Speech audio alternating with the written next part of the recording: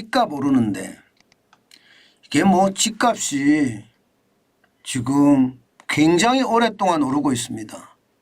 그런데 의외로 미분양은 생각만큼 안 줄어들어요. 왜 그럴까요? 일단 말입니다. 9월 18일 기준이에요. 네, 이번 주죠. 서울 집값 상승률을 보면 0.12% 굉장히 많이 올랐습니다. 굉장히 많이 0.12%씩 오르기 시작하면 이거 집값 예상보다가 훨씬 많이 오른다 이렇게 생각이 들 거예요. 예, 그만큼 말입니다. 18주 연속 상승세입니다. 물론 8월 21일에 0.14까지 올랐다가 9월 11일에는 0.13으로 떨어지고 9월 18일에는 0.12로 떨어진다는 것, 이것은 조금 집값이 떨어진다는 분위기가 충분히 작동을 하지만 전체 분위기는요. 18주 연속 상승이니까 서울의 집값이 오른다. 여기에는 뭐 아무도 토를 달 수가 없습니다. 과거 2022년 12월 16일만 하더라도 0.74까지 떨어진 적도 있거든요. 그렇기 때문에 이게 시장을 이게 어떻게 바라봐야 돼? 이렇게 생각할 수가 있거든요. 그런데 집값이 오르는 것은 경기도 오릅니다. 수도권 전체적으로도 보면 이게 좀 가팔라요. 서울보다 16주 연속 상승세를 하고 있는데 지난 6월 5일부터 오르기 시작했거든요. 0.01이 오르더니 9월 18일 현재 이번 주는 0.17까지 올랐습니다. 과거에 떨어질 때 작년 12월 26일 0.93까지 떨어지고 이렇게 수치가 높지는 않지만 지속적으로 오른다는 게 있죠.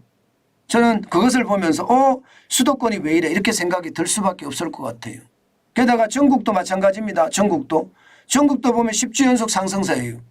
이제는 전국이 다 오른다는 이야기예요. 전국이 다 오른다. 실제 전국은 6월 26일에 0.00을 기록하더니요. 그때부터 10주 연속 계속 올라서 9월 18일 현재 0.1까지 오릅니다. 전국 집값도 오르잖아요. 그죠? 실제로 집값을 오른 걸 보면 말입니다. 이거 굉장히 많이 올랐다 느껴집니다. 여러분 수도권 한번 볼까요? 수도권이 지금 0.17까지 올랐으니까 얼마나 많이 올랐는지 그 분위기를 한번 읽어보자고요. 경기도 아파트 가격 상승, 동탄의 롯데캐슬 지금 보시는 것처럼 말입니다. 20억 원. 이게 직전 고점 대비해서 1억 7천만 원이 오른 가격이에요. 1억 7천만 원이. 근데 이게 138제곱미터잖아요. 동탄역이잖아요. 롯데캐슬이잖아요. 20억이 간대요. 저는 이것을 보면서 진짜 깜짝 놀랐어요. 왜냐하면 서울에 똑같은 평수가 저 정도 안 하는 데가 많거든요. 진짜 저 정도 안 하는 데가 많아요. 제가 사는 이 송파구에도요. 저 정도 안 하는 데가 많습니다.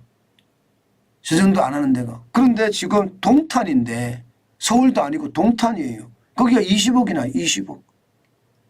진짜 엄청나죠. 그리고 동탄역 시범 더샵 센트럴시티 여기 전역 84제곱미터도 2억 9천이나 올랐습니다. 전고점 대비해서 12억 9천. 84제곱미터가 12억 9천이에요. 장난 아니죠. 더 놀라는 것. 과천 프로지오 서밋 120제곱미터가 27억 9천만 원. 참 이거를 보면서요. 서울에 있는 집도 다 같은 평수로 봤을 때 저거보다 싸면 얼마나 싸냐. 적어도 말입니다. 저 금액보다가 120제곱미터로 내려오면요. 한 7, 8억 쌉니다. 서울이 7, 8억 싸요. 과천이 아무리 좋은 교육 환경이나 살기 좋은 여건을 갖추고 있다고 하더라도 이렇게까지 올라가는 게 맞나요? 저는 맞다고 생각이 안 들어요. 맞다고. 이게 너무 과하게 올라가는 것은 아닐까. 이런 생각을 저는 지금 하거든요. 너무 과하게 올라가는 건 아닐까. 저는 이게 말입니다. 올라가려 그러면 이렇게 계속 올라가면 말입니다. 미분양이 좀 많이 줄어들어야 되거든요. 집값이 계속 올랐다 하니까 신고점이라고 하니까 근데 미분양은 안 줄어들어요. 생각보다. 지난 1월에 7만 5,359가구가 있어요. 이때가 최고치입니다. 7월까지 왔는데 6만 3,087가구예요. 별로 안 줄었습니다. 예. 국토교통부가 미분양 위험 수위라고 이야기하는 6만 2천 가구 이거보다 아직 많습니다. 아직 많아요. 이게 그러면 무슨 조화일까요? 지금 집값은 보면 집값은 장난 아니잖아요. 그죠? 장난 아닙니다. 과천 프로지오섬이 120제곱미터가 27억 9천이면 서울보다 월등하게 비싼데 7, 8억이 비싸요. 네. 과천에 사는 게 좋을까요? 서울에 사는 게 좋을까요? 과천에 사는 게 좋다? 저는 그렇게 생각 안 하거든요. 과천은 그래도 경기도거든요. 네. 그런데 저렇게 집값이 올라가. 그런데 웃긴 거는 미분양은 생각보다 안 줄어. 결국 저는 그런 생각이 들어요. 저는 결국 말입니다. 유동성이 시장을 올리는구나. 그리고 투심 분위기가 시장을 과하게 또 만드는구나. 저는 그렇게 생각합니다. 예. 그래서 생각했던 것보다가 유동성하고요. 그다음에 지역 분위기하고요. 이게 과대하게 포장되니까 결국은 거품이 몰리는 거다. 저는 그렇게 봅니다. 예. 실제 서울에서도 보면 거래량이 생각보다가 월등하게 늘지는 않거든요. 물론 8월에 거래량이 지금 3,646가구예요. 지금 이대로라면 4,000가구가 넘어갈 가능성도 굉장히 높습니다. 오늘이 9월 22일이니까 아직 신고 기간이 한 9일 이상 남았잖아요. 그러면 3,646가구가 4,000가구가 넘어설 가능성은 있습니다. 그러나 역대 평균치를 생각을 해보면 6,040가구 아직 거기에 못 따라가거든요. 그런데도 지금 신고가다 이야기하는 걸 보면 결국은요. 유동성과 또 패닉 바잉 뭐 그런 것들이 시장을 저는 지배하지 않을까 그런 생각도 저는 많이 해봅니다. 그렇기 때문에 여러분 시장 굉장히 저는 냉철하게 봐야 된다. 예, 지금 부동산 시장은요. 저는 기본적으로 말입니다. 지표를 봐서는 지금 집값이 저렇게까지 올라가는 게 이해가 안 돼요. 예, 일반적으로. 물론 지표하고 다르게 흐를 수도 있죠. 시장이라는 게 뭐 지표하고만 같이 움직이나요? 그건 아니잖아요. 그러나 제가 지금까지 경험치로 여러분들하고 지표를 가지고 분석을 했을 때 그게 맞아떨어졌잖아요. 작년 제가 집을 사라고 할 때 기억나시죠? 10월, 11월, 12월, 올해 1월, 2월까지 임장하시라고 계속 제가 이야기를 했어요.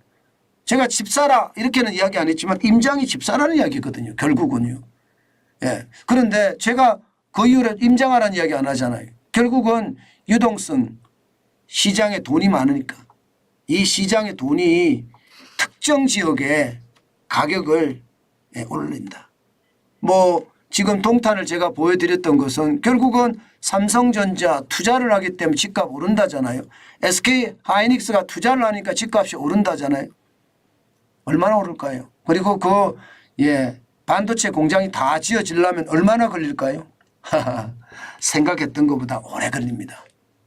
그렇기 때문에 단순하게 시장을 봐서는 안 된다. 저는 돈을 오래 묶어놓지 말고 머니게임 하지 마시고 현금으로 쥐고 있다가 새로운 시간에 부자 되는 그런 아주 용감한 행동을 해야 된다. 그 말씀 꼭 드리고 싶습니다. 제가 주식시장이나 부동산 시장, 투자시장은 지독하게 쳐다보거든요. 투자시장이라는 게 몇 가지 안 됩니다. 부동산, 주식, 채권, 뭐 창업시장도 있습니다. 금도 있고요. 달러도 있고요. 엔화도 있고요.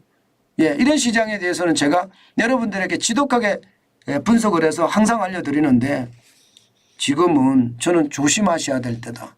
그 말씀 다시 한번 올립니다.